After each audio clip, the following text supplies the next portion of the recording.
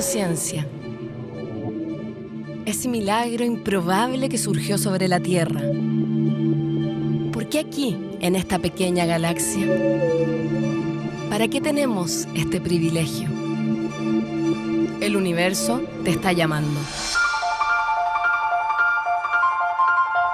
Más de 30 millones de personas están migrando de sus países por guerra, trabajo o cambio climático.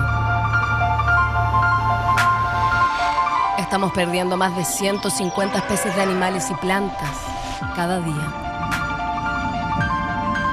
Nuestros polos se están derritiendo.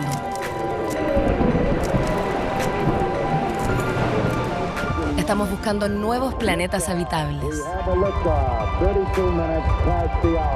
Para 2050, tenemos que alimentar a 10.000 millones de personas.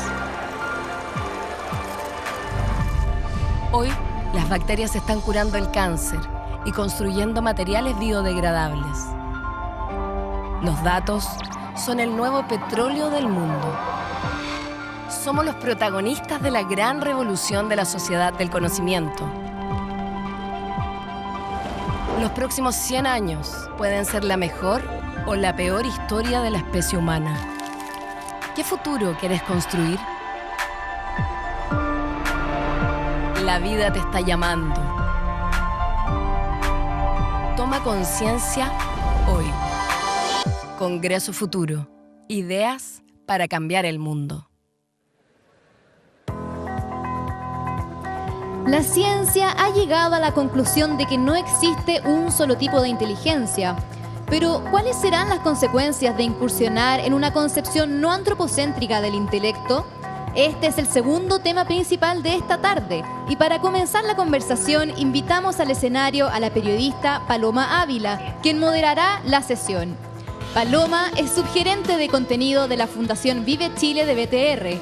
Ha desarrollado y gestionado diversos espacios para divulgar conocimientos acerca de la ciencia que se difunden en múltiples plataformas a través de todo Chile. También es conductora del programa Panorama Chile. Dejamos con ustedes a Paloma Ávila.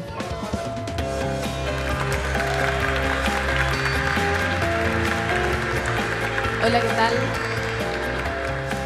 Estamos muy contentos desde la Fundación Vive Chile de poder ser parte de este evento que articula las mejores cosas que tenemos en Chile, no solo territoriales, sino también todo el talento científico y también todo lo que podemos ofrecer al mundo, como por ejemplo este espacio, un espacio donde nos reunimos a mirar el futuro, a darnos el tiempo en una era sin tiempo para pensar un poco para dónde vamos y hacerle honor a la conciencia. Hoy quisimos hacer este panel que es una buena pregunta cuando el antropoceno resulta ser la principal crisis, ¿no? Cuando hemos generado un modelo de desarrollo donde lo principal son las personas y los humanos, la gran pregunta es ¿qué pasaría si es que nosotros nos instaláramos desde la lógica de que existen muchas otras inteligencias? Y también si nos hiciéramos la pregunta a continuación, que es ¿qué podemos aprender de esas inteligencias? Entonces, estoy muy contenta de poder presentar a nuestros dos primeros panelistas. Él es Brian Farrell, es doctor de la Universidad de Maryland, licenciado en Zoología y Botánica en la Universidad de Vermont, profesor de Biología y conservador en Entomología en el Museo de Zoología Comparada de la Universidad de Harvard, director del David Rockefeller Center para Estudios Latinoamericanos. Se especializa en la evolución de las interacciones ecológicas entre especies e insectos. Definitivamente alguien muy razonable para tener esta conversación. Y quiero presentar también a Cristina Dorador. Ella es doctora en Ciencias Naturales con mención en Microbiología, investigadora titular del Centro de Biotecnología y Bioingeniería de Chile, académica de la Universidad de Antofagasta.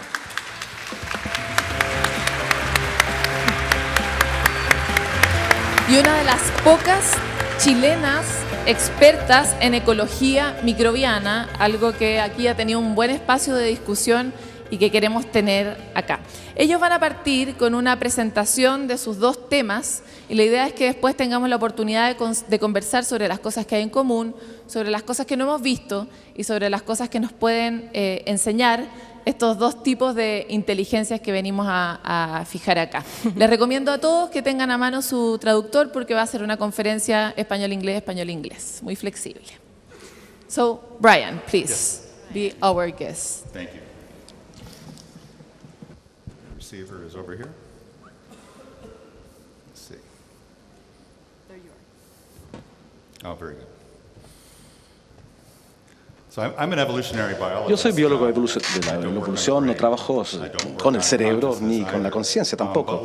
Pero como todos ustedes, me interesa mucho quiénes somos, de dónde provenimos, la relación con la naturaleza y de dónde vamos. Así que durante los últimos años he leído la literatura de muchos autores, Michael Graziano en particular de la Universidad de Princeton sobre la ciencia del cerebro y Franz Duval de la Universidad de Emory sobre el comportamiento de los primates. Y lo voy a contactar con la literatura sobre la salud pública y la naturaleza al final también de la charla.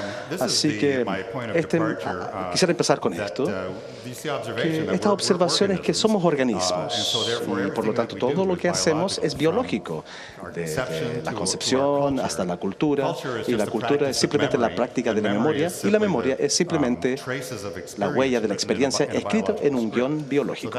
Por lo tanto, eso resume todo lo que hacemos como humanos, porque después del todo somos organismos. A ver si puedo hacer que esto funcione.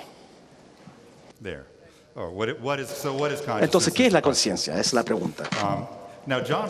John Locke, que fue uno de los primeros filósofos en Inglaterra hace 200 años, que aquí se ocurrió la idea de que la conciencia es algo que ocurre en el cerebro. Esa fue la primera literatura sobre esa idea en la civilización occidental. Aquí hay una ilustración que proviene de los 1700 que demuestra las diferentes emociones, las diferentes capacidades humanas ubicadas en diferentes partes del cerebro. Y uno de los oradores, Jelani Toloni, nos habló sobre uno de los detalles sobre esta maravillosa charla. Entonces, en algún momento no estaba muy claro, aún no es claro si la conciencia es algo ubicado en una parte de nuestro cerebro o si es un proceso. Y hay un paralelo con el arte aquí, si se trata de los objetos, si se trata de la intención y el significado. Entonces, hay muchos paralelos también que podemos explorar. Tengo que tener paciencia, me dijeron.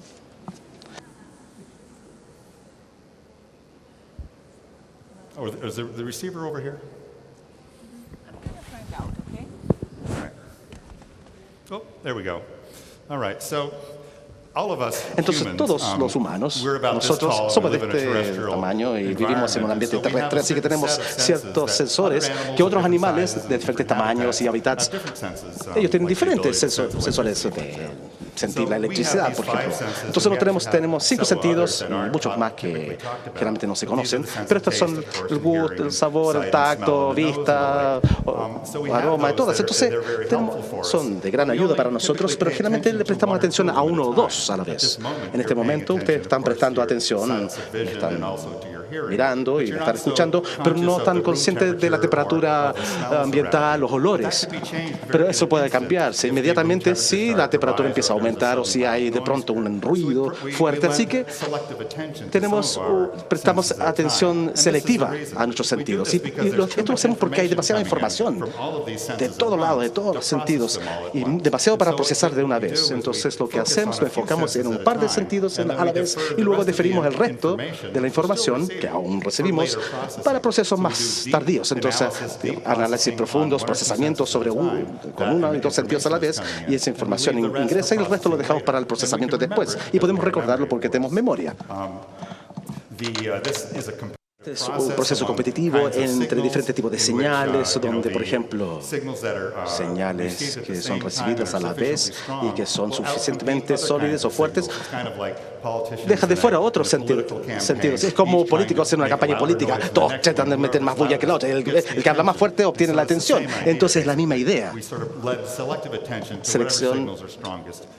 Atención selectiva a lo que nos llama la atención en el momento. Y eso puede interrumpirse por aumentos de temperatura o cualquier cambio en la atmósfera, etcétera, o el ambiente, o algún cambio brusco. Entonces, este tipo de procesamiento nos permite crear un modelo interno del mundo que nos rodea y después enfocamos nuestra atención a un elemento a la vez. De cierta forma, cerramos ciertas puertas de percepción en cualquier momento, mientras que abrimos otra puerta y preferimos enfocar nuestra atención, como dijo Francis Crick, en algunas señales en el momento. En este sentido, de acuerdo a Graziano, navegamos en un modelo interno del mundo que es muy similar a como una simulación de realidad virtual dentro de nuestros cerebros que nos permite modelar el mundo afuera y nuestro lugar aquí. Entonces, por ejemplo, aquí hay un video muy famoso, 230 años atrás. El video está representado por individuos que están pasando una pelota de básquetbol entre ellos. Y los que observan el video se les dice, por favor, cuenten cuántas veces la pelota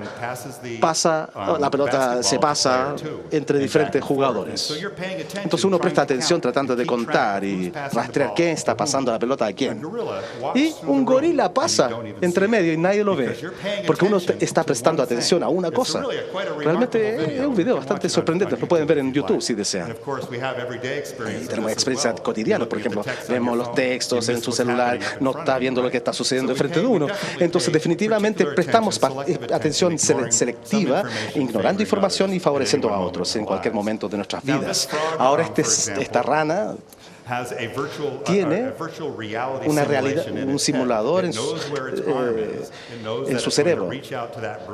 Sabe que tiene un brazo y alcanza esa rama, y también sabe que al mover su cabeza de un lado a otro, espera que el paisaje cambie también. Si no cambiara, sería muy confuso para la rana. Entonces, tiene, como otros invertebrados, un modelo del mundo. No tiene que ser totalmente preciso, simplemente tiene que ser útil o suficientemente útil para poder navegar en un mundo lleno de presa. Presas y también depredadores. Bueno, durante los últimos 20 años o incluso más, Desjardins, aquí hay diferentes volúmenes, textos que se han publicado, pero aquí hay modelos. Y filósofos recientes han sugerido que quizás la conciencia es meramente una ilusión, pero yo no sé qué sería, cómo se puede estar consciente que de la idea de la conciencia es una ilusión, ¿cierto? Quadrito ergo sum. Creo, por lo tanto soy. Ese es el punto de vista filosófico. Prefiero yo el punto de vista de este estadista muy famoso, George Box, que dijo que todos los modelos están equivocados, pero algunos son útiles. Eso hay que tomarlo en cuenta. No se trata de la precisión, sino de la utilidad y navegar un mundo complejo. Y vamos a hablar después de cómo en la creencia también cumple el mismo rol, permitiéndonos tener un compás que nos permita navegar hacia adelante. No es un mapa exacta del cerebro, de la conciencia, sino que es útil para poder sobrevivir.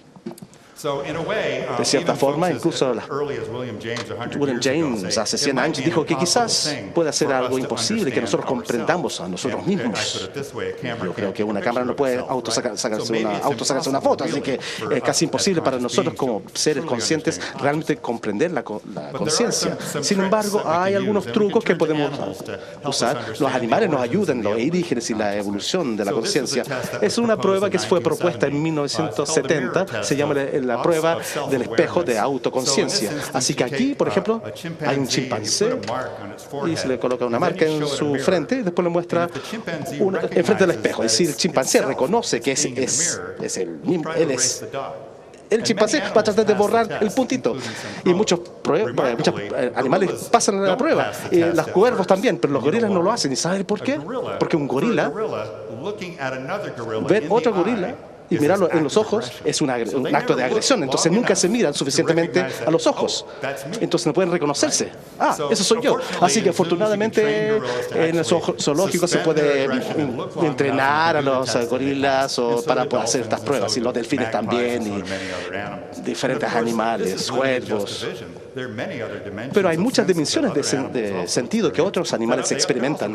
Y también se pueden autorreconocer por el olor, aromas, su sonido, otras dimensiones. Entonces no es una prueba exacta, pero fue bastante útil.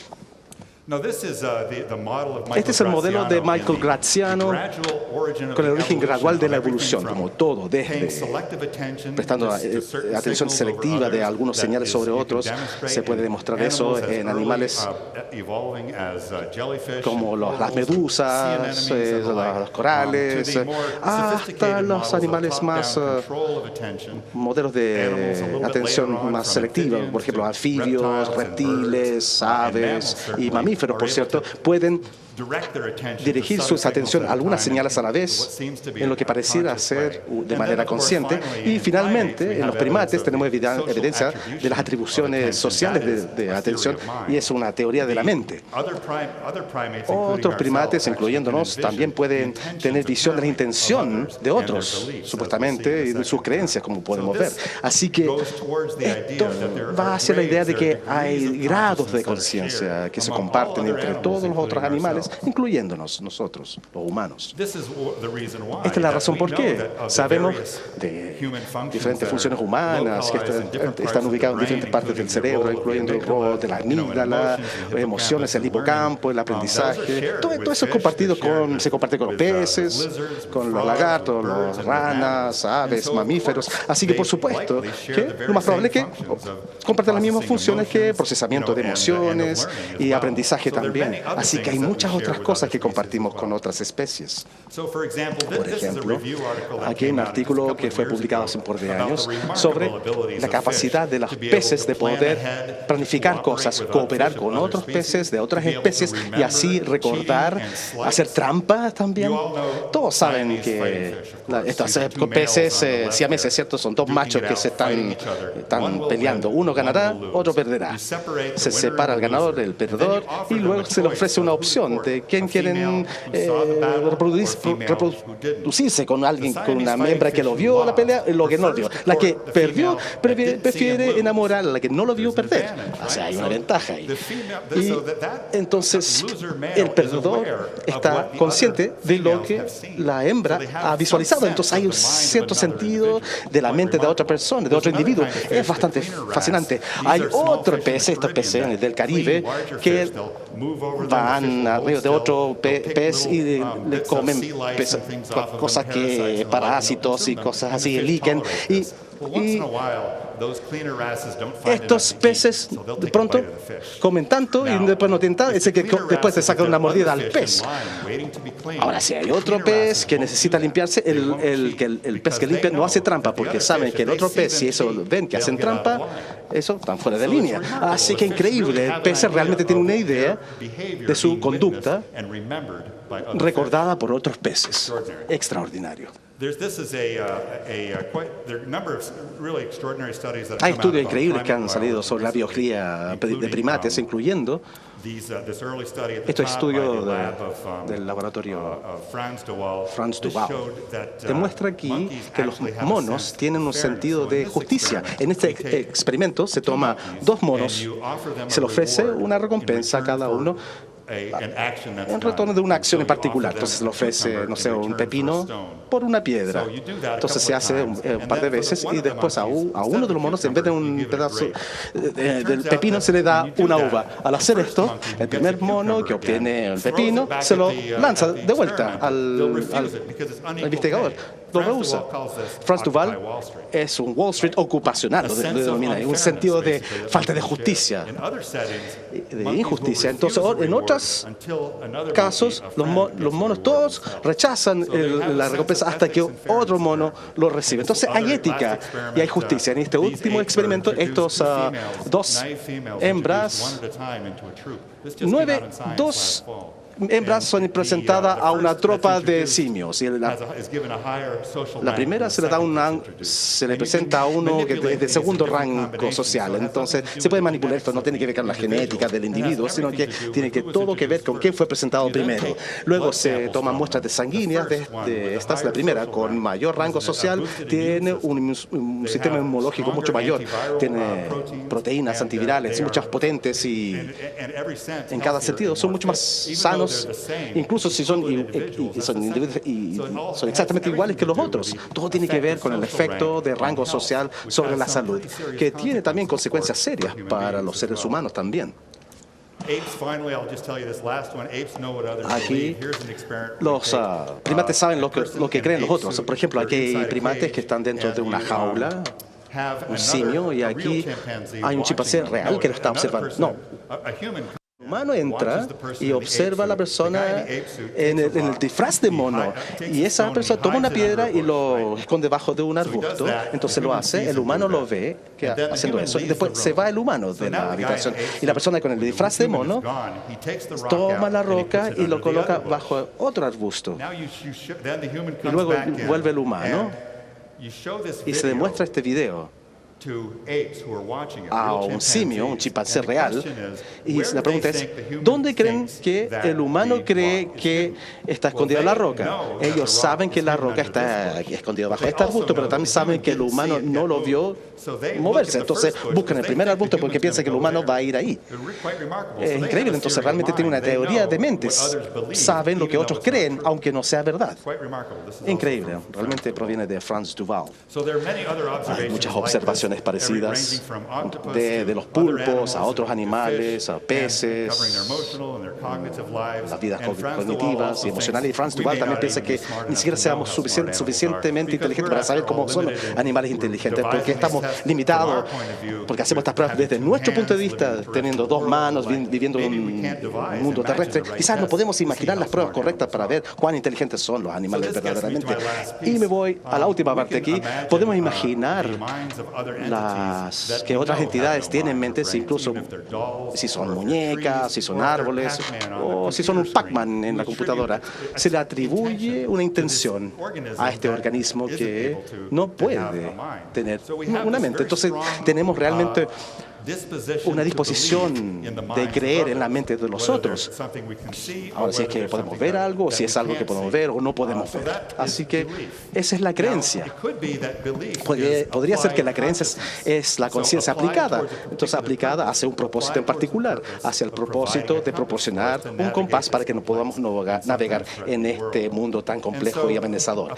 Entonces, la conciencia aplicada de esta manera puede afectar la salud humana, ya si el efecto placebo es mala noticia para los doctores, pero muy bueno para el resto de las personas. Buena noticia porque la fortaleza de nuestras creencias puede afectar nuestra salud de una dirección a otra. Tenemos un doctor, un chamán, o todos nuestros amigos. La familia nos dice que vamos a mejorar, que esto se va a ir, que se va a recuperar. Por cierto, hay una mejor probabilidad de recuperación. Y lo inverso también. Si se le dice que uno está enfermo, que está solo, uno se va a empeorar. No hay diferencia en su fisiología, pero comienza a influenciarse por su mente. Esto es algo que ya hemos sabido durante 100 años y se ha demostrado experimentalmente. Y este es el paper que me convenció de la necesidad de comprender la conciencia y nuestra relación con la naturaleza. Así que esto fue publicado hace un par de años de UCLA y es un resumen de estudios sobre los efectos de la conectividad humana entre nosotros sobre nuestra salud, nuestro sistema inmunológico. Entonces, lo que hicieron fueron a un hospital estas personas y les preguntaron a las personas terminales, ya en malas circunstancias, cuán a menudo se les visita familia y amigos, cuán socialmente conectados. Muchos tenían a harta gente que los visitaba, otros más aislados, no habían familiares, así que tomaron muestras de sangre y lo que vieron es que hubo una correlación importante. Más de 200 diferentes genes son expresados de manera diferente dependiendo si uno está conectado con amigos o si está aislado socialmente hablando. La respuesta inmunológica que nos ayuda a mejorarnos aumenta, está en rojo aquí, es consecuencia de conectividad también o contacto social. Y baja en los casos aislados. La inflamación al final no es la que nos mata. Altamente regulado en la parte aislada y al revés. Entonces es muy bueno para su salud estar conectado con otras personas, que es algo que realmente aceptamos, ¿cierto? Por nuestros propios sentimientos y sensaciones. Así que tomen esta idea, llévenlo a un setting natural, a un bosque. Quizás no es nuestro contacto, conexión con las personas en Japón y Escandinavia. Hay una historia de 30 años de estudio de los efectos del sistema inmunológico con experiencias de la naturaleza. Esto fue acuñado por el ministro japonés del Ministerio de Pesca y Agricultura. Se ha incorporado en todas las prefecturas y ahora se ha incorporado en los programas de bienestar de muchas corporaciones ahí, que ha visto que las tasas de seguro y los costos de esto han bajado, por otras personas, de hecho, son mucho más sanos después de estas experiencias de estar en el bosque y naturaleza. Y aquí hay muchos bosques aquí en Chile. Podríamos hablar con esto, podríamos ver la correlación e inversión de las tasas de casos de cáncer y la exposición a los bosques y este tipo de experiencias.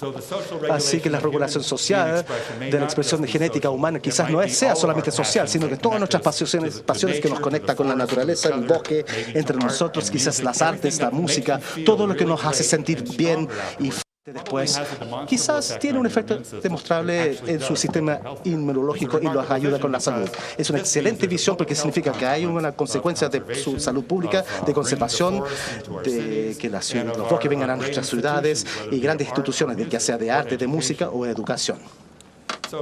Aquí en Chile, por supuesto, tenemos grandes riquezas, bosques maravillosas que visité esta semana, y el diseño biofílica es traer los bosques nuevamente a las ciudades para experimentar estas cosas todos los días, estas sensaciones, esta comunicación, ese contacto entre la humanidad y la conservación y la naturaleza. Creo yo que es una receta para el futuro.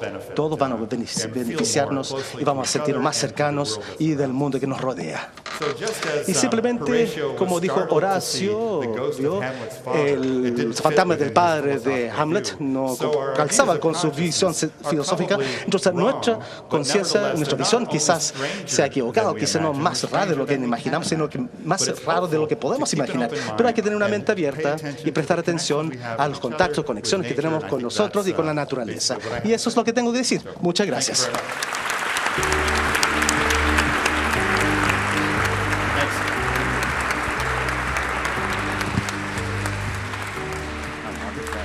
Bueno, ahora quiero dar la palabra a Cristina, a quien ya presenté, para que haga su exposición y luego comencemos con esta conversación.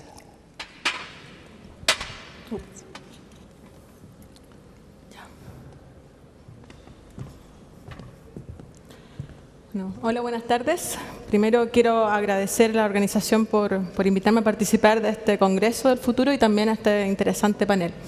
Bueno, yo voy a hablar de un tema diferente a lo que se ha hablado hasta ahora en la tarde. Tiene que ver con la inteligencia, vamos a llegar un poco al final a hablar de eso, pero antes les voy a introducir el objeto de estudio, los organismos que nosotros trabajamos, que son los microorganismos. Bueno, los microorganismos son, como su nombre lo indica, micro, es decir, no pueden ser vistos por el ojo humano a simple vista. Necesitamos instrumentos para poder acceder a ellos. Y por eso también se consideran, y lo puse ahí, invisibles. Están presentes, sabemos que hacen cosas importantes, pero no los podemos ver. Y como no los podemos ver, ha costado mucho entender en detalle realmente su rol. Gracias al desarrollo de algunas técnicas o tecnologías en los últimos 10 años, hemos podido realmente acceder a este universo microbiano que nos ha realmente mostrado información muy relevante.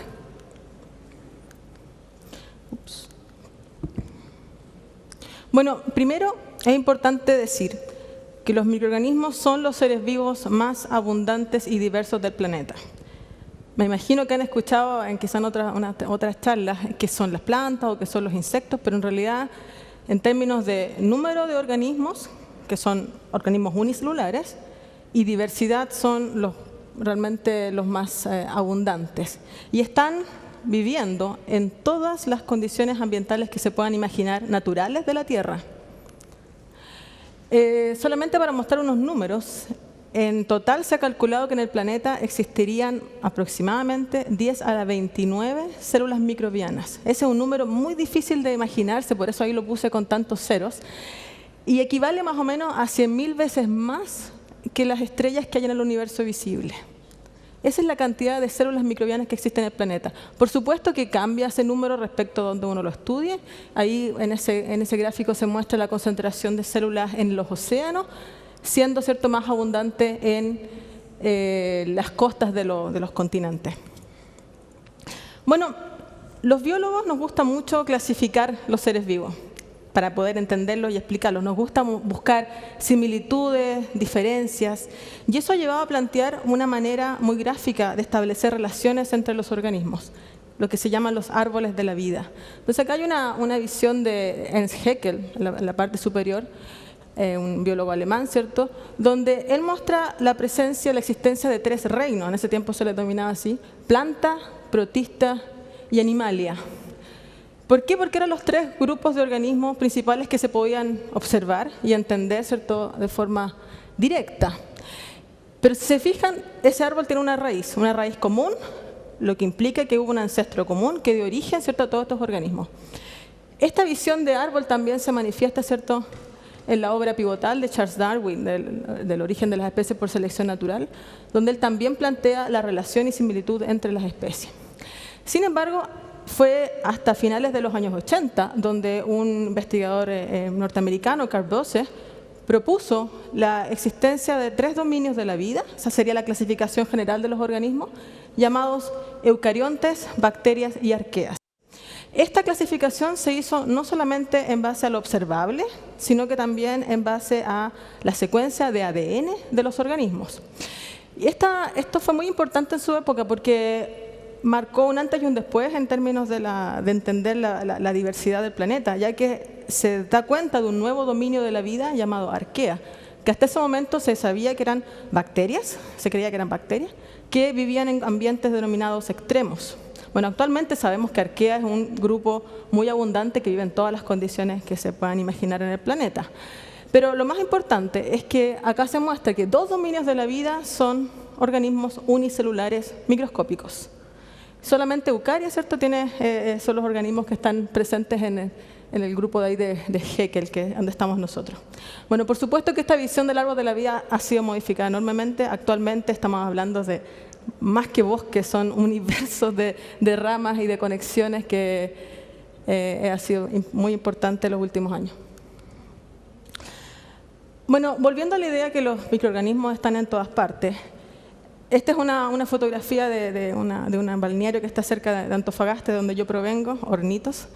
Y claro, uno se sienta a mirar el océano, el mar, y ve una ola, ¿cierto? Pero imagínense que en esa explosión de esa ola, en cada gotita de agua hay millones y millones de microorganismos. También los pájaros que están ahí volando, ellos llevan bacterias, arqueas, hongos, virus en sus plumas, internamente en su intestino, los dispersan. Entonces hay toda una comunidad microbiana, una red invisible que está interactuando todo el tiempo en todas las condiciones ambientales y en este caso naturales. Lo mismo pasa en ambientes como este. De donde yo provengo, del desierto de Atacama, es muy frecuente, esos son nuestros paisajes. Nosotros crecimos mirando esto, no mirando bosques. Y claro, aparentemente ahí no hay ningún ser vivo, o sea, no crece ni siquiera una planta. Pero lo que sabemos actualmente es que está lleno de bacterias. Son bacterias muy especiales, y arqueas también, porque pueden adaptarse a vivir en condiciones que generalmente son consideradas hostiles para la vida. Por ejemplo, alta radiación solar, alta salinidad, o sea, lo blanco que se ve ahí es sal, y también diferencias notables de temperatura entre el día y la noche.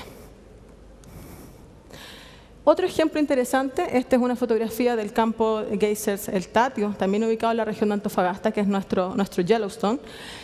Y aquí en el Tatio también la vida microbiana se aprecia en toda su magnitud. O sea, esos colores tan llamativos son tapetes microbianos, son comunidades microbianas que, si se fijan, los colores cambian dependiendo de las condiciones ambientales. Entonces, hay bacterias que viven a alta temperatura, otras necesitan temperaturas más bajas, y así se va generando un mosaico de interrelaciones a nivel microscópico, pero que tienen una consecuencia visual en este caso. ¿Por qué? Porque esas bacterias producen pigmentos, y gracias a eso nosotros los podemos ver.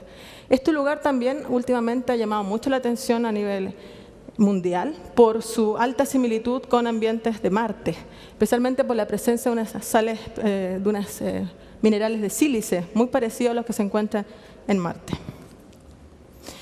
Bueno, el estudio microbiano a gran escala de verdad ha ocasionado una revolución en esta área de estudio. Este es solamente un ejemplo, fue portada de la revista Science en su momento, es sobre la expedición, se llama Tara Oceans, que ha sido uno de los esfuerzos científicos de mayor envergadura que se ha realizado en el océano para poder entender la diversidad y relaciones del, ahí le llaman plancton marinos, es decir, todos los organismos que viven en el agua, principalmente microorganismos. Y si se fijan, las formas de estos organismos son muy distintas y solamente podemos acceder a ellas al microscopio, pero también a través de lo que yo les comentaba al inicio, estudiando su ADN. La vida microbiana nos sorprende. Esta es una calle cerca de donde yo vivo y fue muy interesante ver este grifo que tenía una gotera, como ocurre generalmente, ¿cierto?, en nuestro país, que se pierde agua, formó una aglomeración microbiana, un tapete microbiano. Entonces, gracias al agua, a la radiación solar, ¿cierto?, que permitió que muchas bacterias ahí crecieran, también a la afluencia de personas, al polvo, a los perros, ¿cierto?, que dejan materia orgánica, se logró generar un ecosistema microbiano muy interesante. Si hacemos un zoom, nos vamos a dar cuenta que no solamente que hayan crecido bacterias, sino que se desarrollaron interrelaciones. Ahí hay una comunidad compleja existiendo, la cual genera distintos gradientes. O sea, hay unos que están más cercanos al agua, otros no. Hay una dinámica, esto cambia durante el día, porque hay momentos, ¿cierto?, al mediodía hay mucha radiación solar, entonces las bacterias se pueden mover. Fíjense en el límite, acá está la biopelícula, pero aquí en la parte del grifo ya no hay. Hay una gran variabilidad y se generan estructuras. Y estas estructuras, el nombre que nosotros los conocemos son, como ya la adelanté, biopelículas. Quizás un ejemplo más concreto de esto es lo que pasa en nuestros dientes.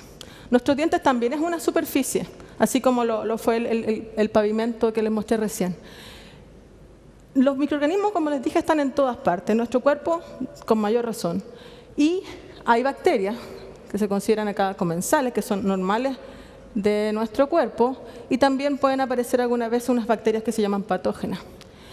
Entonces, estas bacterias empiezan a colonizar la superficie, puede ser en este caso la superficie del diente, y generan mecanismos de atracción. Uno de los más conocidos se llama quorum sensing.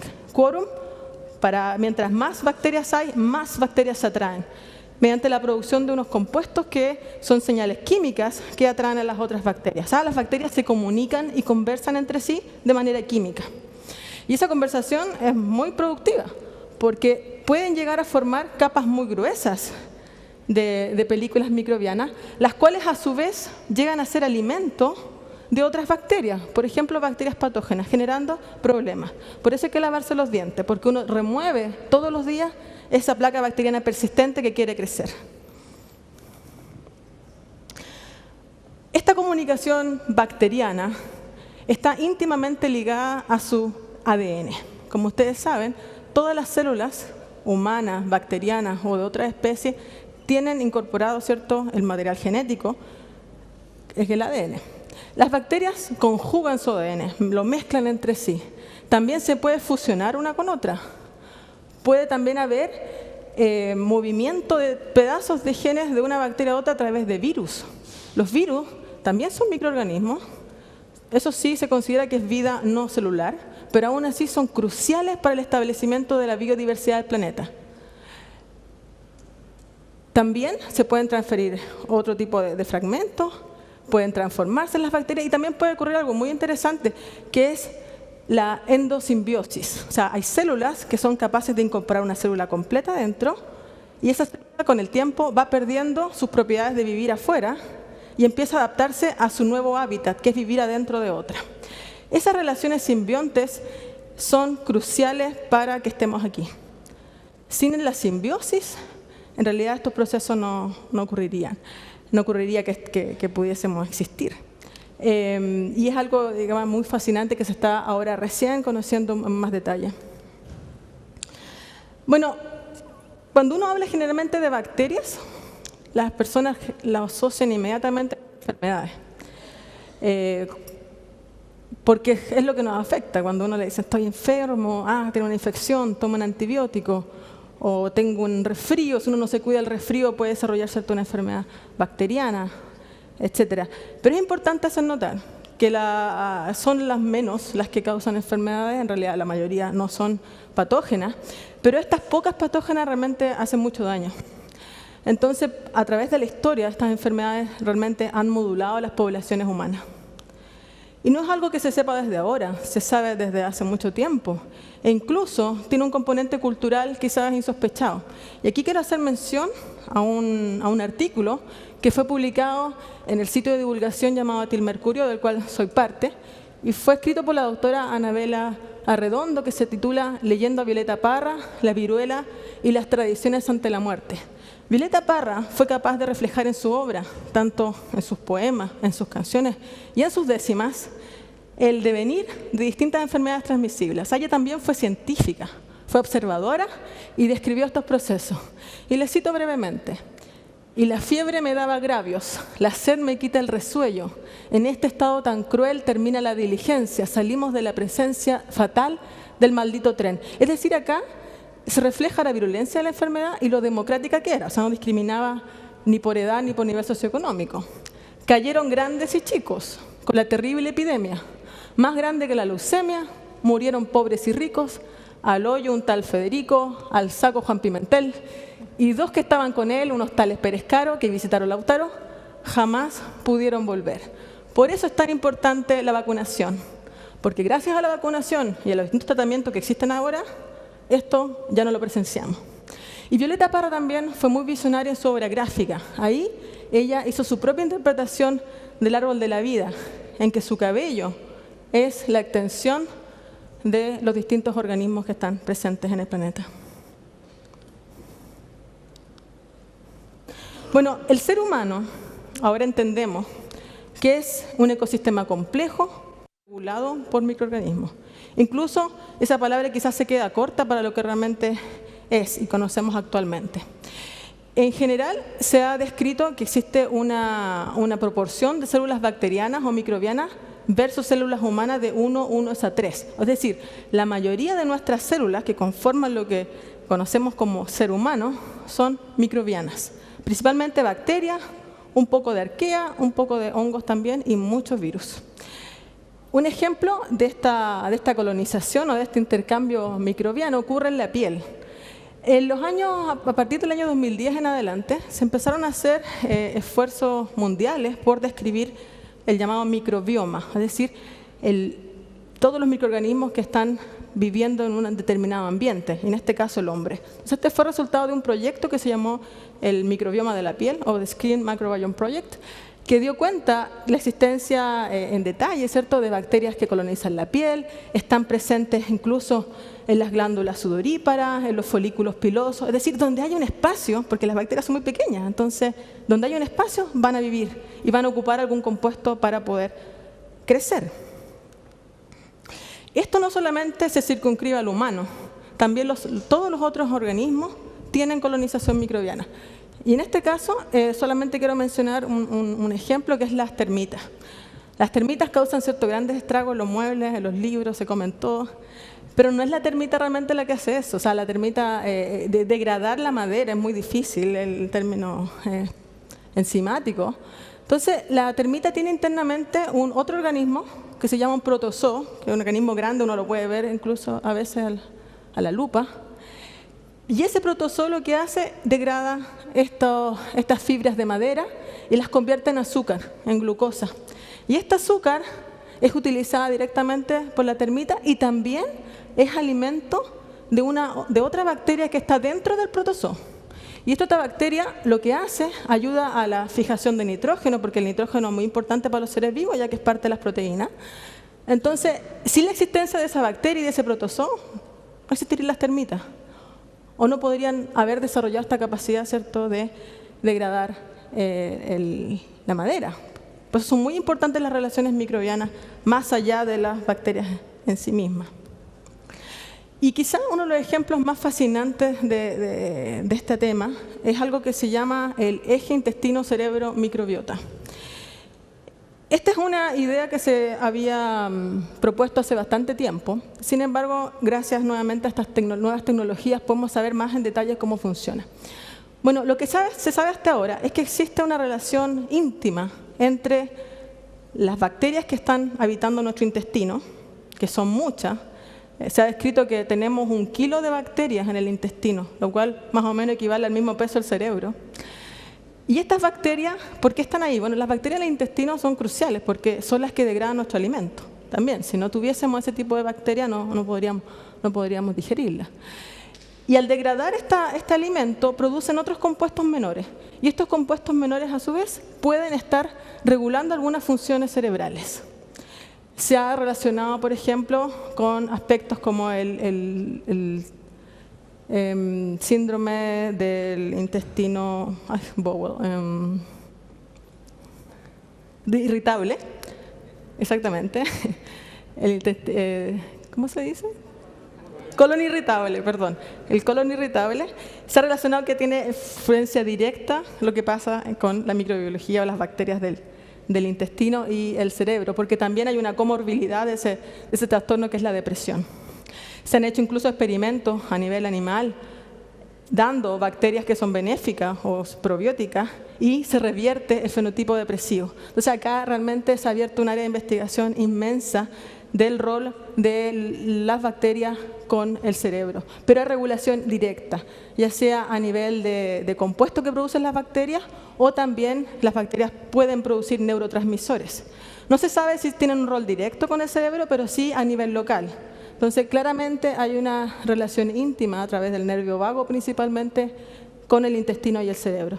Entonces, podríamos pensar que la inteligencia del hombre, porque nosotros tratamos de entender, como dijo recién el expositor, nuestra propia inteligencia, pero también tratamos de explicar la inteligencia de los otros organismos basado justamente en mecanismos microbianos. Porque esos mecanismos microbianos no existiesen, probablemente gran parte de nuestro comportamiento no sería como el que es ahora. Este tema es fascinante. Yo una vez tuve la oportunidad de dar una charla en el contexto de 1000 científicos, 1000 aulas del programa Explora en Antofagasta. Y Federico, un niño de 11 años, me pasó un papel con esta pregunta. Si las bacterias son invisibles para los humanos, ¿somos invisibles para las bacterias? Yo quedé realmente impresionada por la profundidad de la pregunta, la complejidad también de la misma. Es difícil responderla, de hecho. Y da para pensar mucho, en realidad. Y esto le llamó mucho la atención a la gente, incluso salió en un diario. O sea, la microbiología realmente yo creo que hace pensar a las personas, son muy buenos. Y también fue otro niño, Sebastián, de 5º año básico de una escuela en Mejillones, me preguntó una vez, ¿y los microorganismos se pueden extinguir? Porque yo les hablé al comienzo que son números impresionantes, ¿cierto? Entonces uno dice, si son tantos, en realidad, ¿qué importa? Si se crecen tan rápido, son tan diversos. Pero resulta que sí se extinguen. Sí se extinguen. Entonces, nosotros mismos, en toda esta microbiología humana, depende mucho lo que hagamos día a día. Depende mucho cómo nacemos. No da lo mismo cómo se nace ni qué es lo que se come al inicio. Por eso es tan importante las condiciones iniciales. Ojalá nacer parto normal, ojalá tener lactancia materna exclusiva. Eso determina cómo va a ser la microbiota intestinal a futuro y también el desarrollo de algunas enfermedades o no. Y siendo adulto también, tener una dieta balanceada, ¿cierto? Hacer ejercicio, eso es muy importante porque regula el microbioma. Pero los ambientes naturales, como les mostré al inicio, sobre todo ambientes frágiles como del desierto o el altiplano, es muy importante hablar de conservación. Que la conservación de la biodiversidad microbiana es un tópico que creo que tiene que incluirse en los planes de conservación. Sobre todo, insisto, en ecosistemas frágiles, donde la mayor predominancia de vida son microorganismos. Incluso podemos finalmente reflexionar, o sea, cómo se puede concebir, ¿cierto?, el desarrollo de nuestro pensamiento, sin considerar esta red invisible que lo llena todo. El aire, la atmósfera, los fondos marinos, sin considerar, ¿cierto?, estos microorganismos que finalmente la sostienen.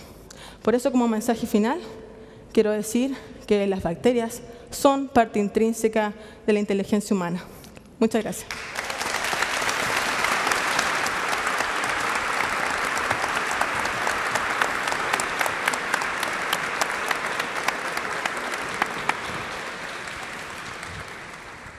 Bueno, vamos a empezar esta conversación. Aparecen muchas preguntas y no quisiera elegir esas que son más técnicas, sino que aprovechar un poco de esta oportunidad bien única de poder filosofar un poco con dos científicos y poder hacer preguntas que nos permitan un poco engendrar nuevas preguntas a todos los que estamos aquí. Are you okay with the... Okay. Entonces, mi primera pregunta es para ti, Brian. Si la humanidad completa son ese grupo de personas jugando con la pelota de básquetbol, ¿cuál es el gorila que está pasando y no estamos viendo?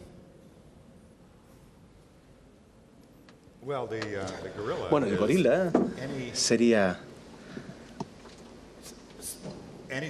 cualquier fuente de información que no es relevante a lo que estamos prestando atención.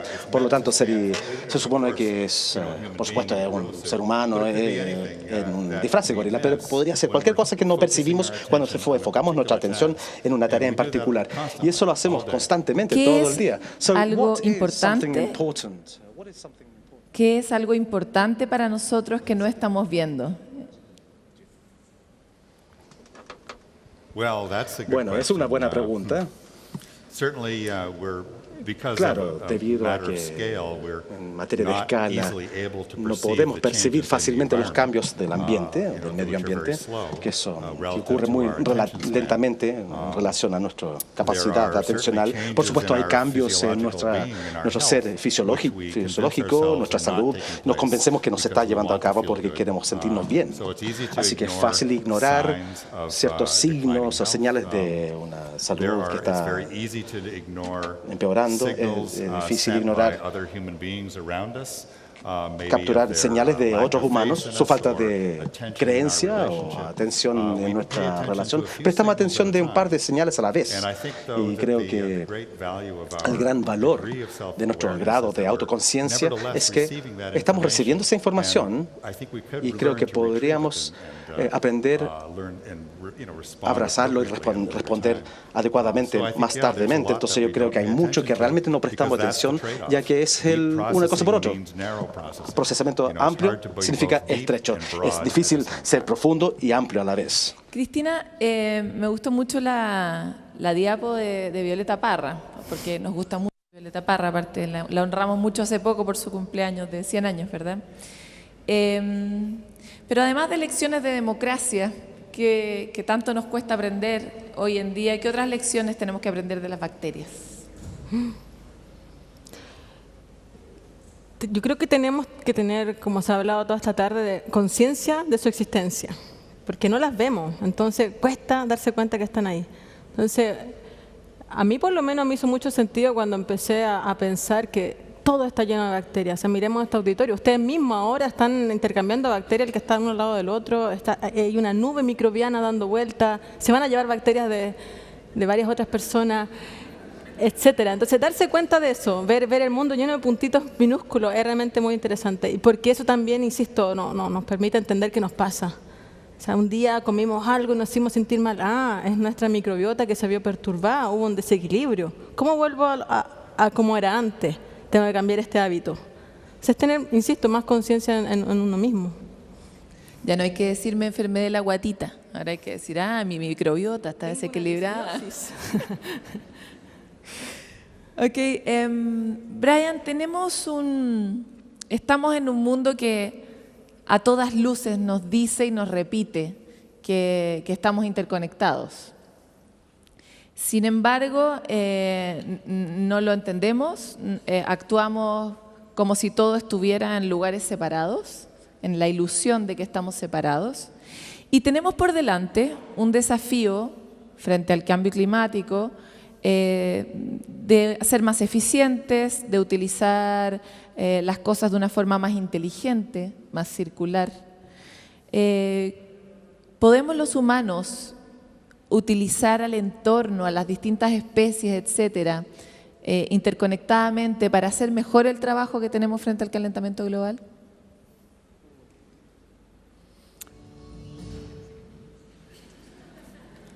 You're going to say something important, that's why we put the music. Por eso pusimos la música. Bueno, quisiera decir que algo más generalizado. Y ese es el hecho de que es lo que yo he aprendido diferentes textos del sistema inmunológico y su respuesta a las conexiones con otros organismos y otros humanos.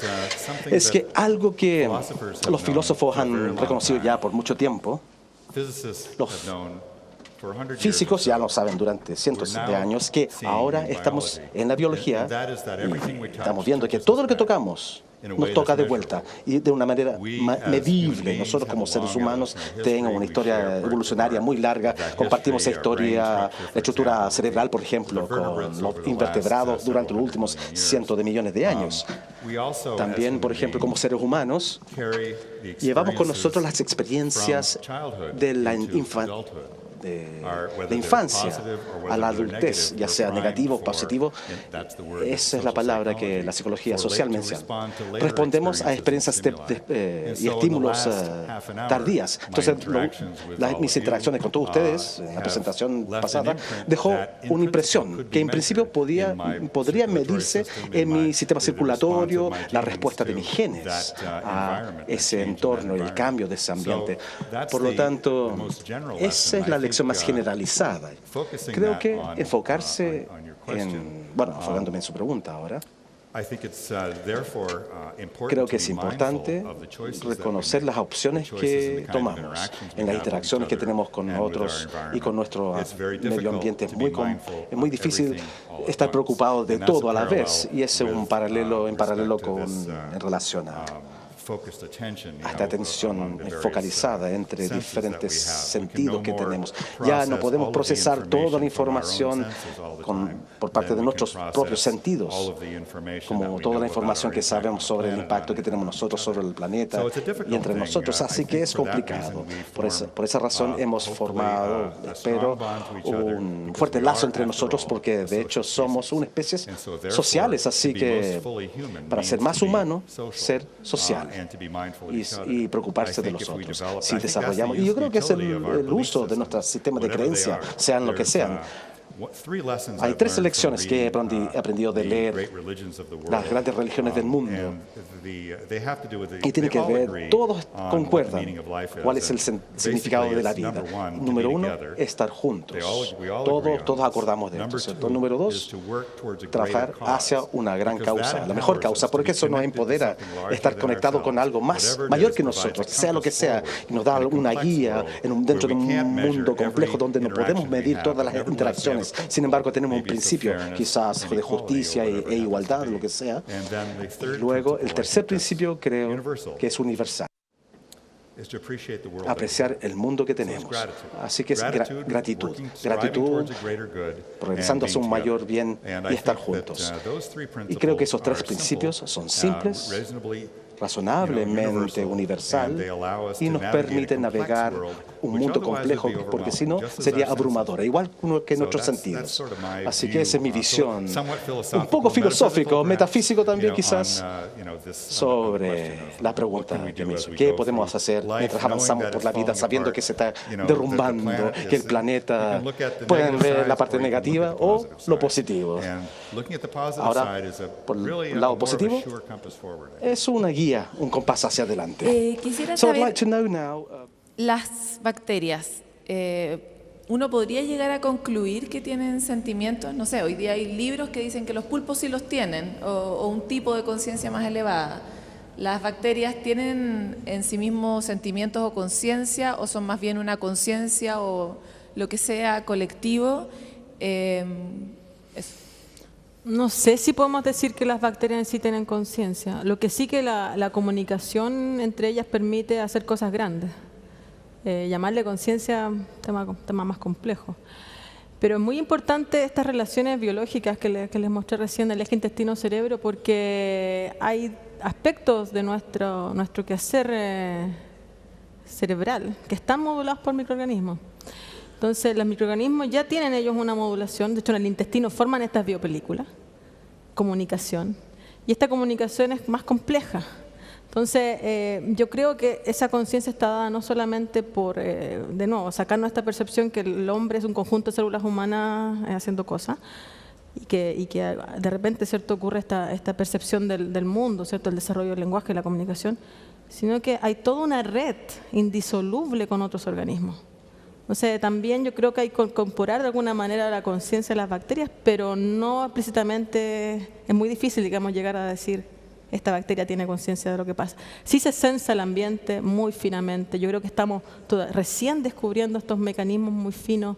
Hay un universo por descubrir, pero yo creo que no hay que cerrarse a entender un ser vivo como este es un perro, esto es un gato, sino que al final son relaciones ecosistémicas que tienen una modulación mayor que estamos recién entendiendo. Y con esta conexión cerebro-bacterias, finalmente, ¿uno podría llegar a echarle la culpa a las bacterias de lo que siente o de lo que piensa? Hay algunos trabajos que han ido bastante lejos al respecto. Yo creo que hay que tener también un poco de cautela, pero hay algunos ejemplos claros con el ánimo. Se han hecho experimentos que cambiando ciertas concentraciones de ciertos tipos microbianos cambia el ánimo. No soy yo, son mis bacterias. Uno podría Exacto. Ellas son las que me tienen así triste o contenta. Pero no es tan así. Pero es una parte importante que estamos, insisto, recién descubriendo. Hay enfermedades o trastornos neurodegenerativos que se han descubierto últimamente que también estarían modulados por microorganismos, como Parkinson o incluso Alzheimer. Entonces estamos, insisto, en una época súper interesante de descubrimiento de cómo estas relaciones realmente están explicando cosas que se pensaban que eran íntimas de un órgano y no lo son sistémicas. Brian, te quiero traer otra pregunta filosófica, porque parece que se te da la filosofía, te gusta la filosofía. Marcus Gabriel, el filósofo que presentó hace un rato atrás, ahí en una conversación de pasillo, me decía: uno de los grandes problemas de la humanidad es que no ha desarrollado suficientemente la filosofía de la muerte. A diferencia de los antiguos, que la tenían muy clara, pero es como que la nueva sociedad, la sociedad occidental, ha olvidado la relevancia de la filosofía de la muerte. Y eso significa al menos tener claro que vamos a morir o que las cosas mueren. ¿Crees tú que esta filosofía nos podría ayudar a estar en un mejor estado, por ejemplo, respecto de la conservación del planeta y de las cosas que nos rodean? Ser conscientes de la finitud de nosotros y de los otros. Excelente pregunta. Estoy de acuerdo y se ha prestado atención a esta pregunta de la aceptación de la muerte. Yo creo que uno de los puntos que mencioné, el significado de la vida, expresado por diferentes religiones, por ejemplo, es la gratitud y significa la apreciación de todos los días. El temor de la muerte, creo que el temor de no hacer lo que uno quiere hacer o de perder en vez de aceptar y disfrutar y maravillarse con el mundo maravilloso que nos rodea en cada momento. Es increíble que somos seres humanos y que estamos vivos en este momento. Cada criatura sobre el planeta es extraordinaria en su construcción, en su adaptación a su entorno, a otros miembros de su especie y otras especies. Así que creo que ese conocimiento amplificado nos da confort con este contacto con el mundo. Cada día es un regalo.